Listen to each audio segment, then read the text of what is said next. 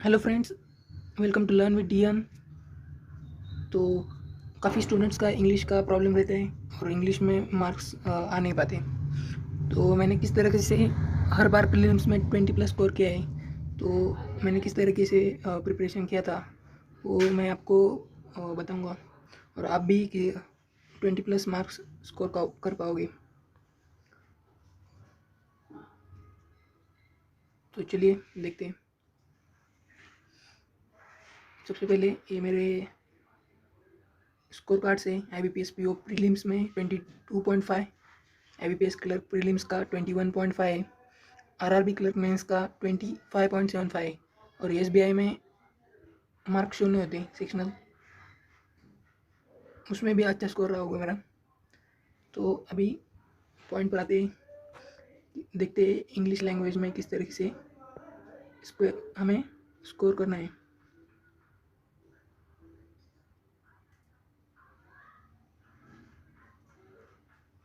तो सबसे पहले आप समझिए कि ये लैंग्वेज का पेपर है। तो लैंग्वेज में हमेशा हमें 3 पार्ट्स में 3 पिलर्स होते हैं, जिसमें रीडिंग एंड अंडरस्टैंडिंग स्किल। थोड़ा सा ख़राब हैंड राइटिंग है लेकिन आप समझ पा रहे होंगे। रीडिंग एंड अंडरस्टैंडिंग का हमारा फर्स्ट पार्ट होता है। सेकंड है हमारा ग्रामर और थर्ड है हमारा वोकैब।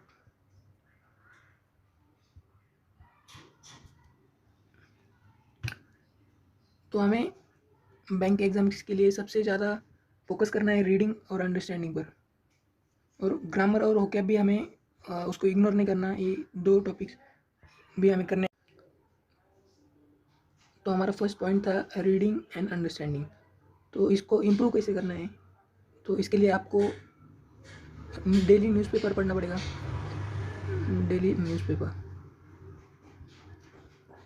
तो सभी लोग आपको सजेस्ट करते हैं कि आप द हिंदू पढ़िए, लेकिन आप जो भी न्यूज़पेपर अफोर्ड कर सकते हो और आपको अच्छे से समझ में आता है उसी पेपर से आप रीडिंग कीजिए। जैसे कि मैं इंडियन एक्सप्रेस पढ़ता था, क्योंकि इसकी लैंग्वेज कंपेरेटिवली ईजी होती है और इसका प्राइस भी द हिंदू से कम था। तो आपको इसका फ्रंट पेज, एडिटोरियल पेज, और आपको इंटरेस्ट हो तो स्पोर्ट्स पेज वगैरह आप पढ़ सकते हैं।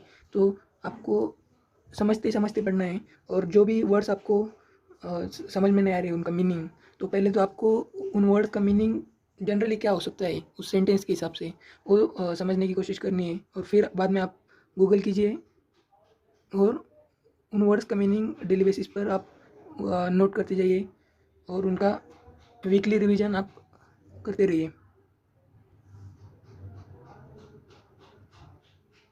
चलिए नेक्स्ट पॉइंट देखते हैं। रीडिंग में बस वही करना है कि आपको रीड करना है, उसे अंडरस्टैंड करना है, और वोकैब आपकी वही से इम्प्रूव होती चली जाएगी। नेक्स्ट पॉइंट हमारा ग्रामर। तो बहुत सारे स्टूडेंट ऐसे हैं कि वो ग्रामर पे बिल्कुल भी फोकस नहीं करते और ग्रामर रूल्स वगैरह कुछ नहीं देखते। तो आपको क्या करना है कि आप तो एक कोई भी स्टैंडर्ड हाई स्कूल लेवल की ग्रामर बुक देखिए, और उससे आपको कुछ इंपॉर्टेंट टॉपिक्स है यहाँ पर लिखता हूँ मैं, तो वही टॉपिक्स आपको वहाँ से कवर करने हैं। तो ग्रामर की बुक आप रेन एंड मार्टिन की बुक फॉलो कर सकते हैं ग्रामर के लिए, नहीं तो और एक यहाँ पर स्क्रीन पर दिखा रहा हूँ मैं, वो बुक भी आप फॉलो कर सकते हैं। तो आपको क्या करना है, बस आपको ग्रामर के इम्पोर्टेंट चैप्टर्स का कंसेप्ट देखना है और बस प्रैक्टिस करनी है। तो टॉपिक्स कौन से करने हैं आपको जो हमेशा एग्जाम में आते हैं? Subject verb agreement. जब भी एरर के क्वेश्चन आते हैं तो इस टॉपिक से बहुत ज़्यादा क्वेश्चन आते हैं। बाद में टेंसेस, इससे भी बहुत सारे एरर बनते हैं, और बाद में आपके हिसाब से आपको प्रीवियस ईयर पेपर आप एनालाइज कीजिए और इसके हिसाब से और एक दो टॉपिक ग्रामर के कर लीजिए। अभी हमारा थर्ड पॉइंट है वोकेबुलरी।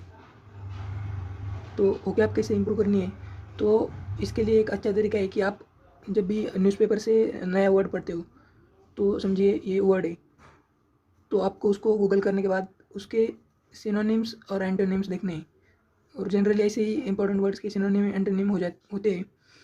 तो उसी का क्वेश्चन एग्जाम में आता है कि इसका सिनोनिम क्या होगा या एंटोनिम क्या होगा। तो आपको एक वर्ड से कम 4-5 वर्ड सीखने को मिलेंगे, और इसी तरह से वो क्या आपको डेली बेसिस पर करनी है, ज़्यादा नहीं, 10 से 15 वर्ड आपको डेली बेसिस पर करने हैं। आई होप आपको समझ में आ रहा होगा।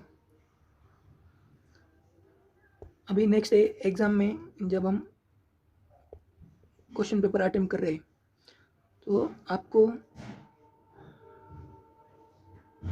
क्वेश्चन का जो है, जो ऑप्शंस होते हैं आंसर के, तो उन ऑप्शन में एलिमिनेशन करना आना चाहिए।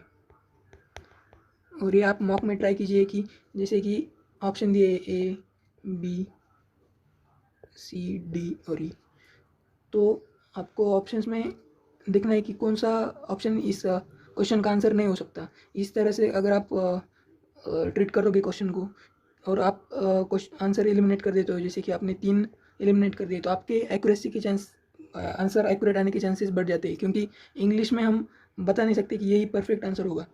तो आपको ज़्यादा से ज़्यादा एक्यूरेट आंसर लाने की कोशिश करनी है। तो एलिमिनेट ऑप्शंस को एलिमिनेट करके आपकी एक्यूरेसी बढ़ जाएगी।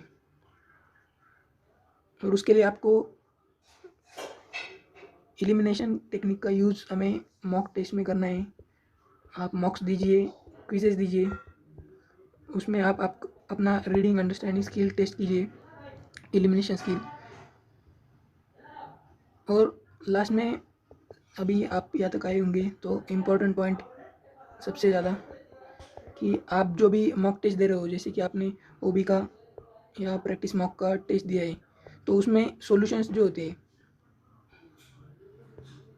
तो उनको आपको एनालिसिस के टाइम हमेशा पूरा सॉल्यूशन देखना है। इंग्लिश का बहुत सारे स्टूडेंट क्या करते हैं कि इंग्लिश के सॉल्यूशन को इग्नोर कर देते हैं, तो उस सॉल्यूशन में पूरा आपको रूल क्या है वो समझ में आ जाएगा, और इससे आपके मार्क्स ज़रूर बढ़ेंगे। क्योंकि मैंने भी ऑलिव बोर्ड के सॉल्यूशंस और प्रैक्टिस मॉक के सॉल्यूशंस मैं हमेशा एनालिसिस के वक्त देखता था, और वहाँ से काफ़ी हेल्प आपको मिलेगी। आपके पास जो जो भी मॉक हो आप उससे कीजिए। तो ठीक है, इतना ही था। Thanks for watching.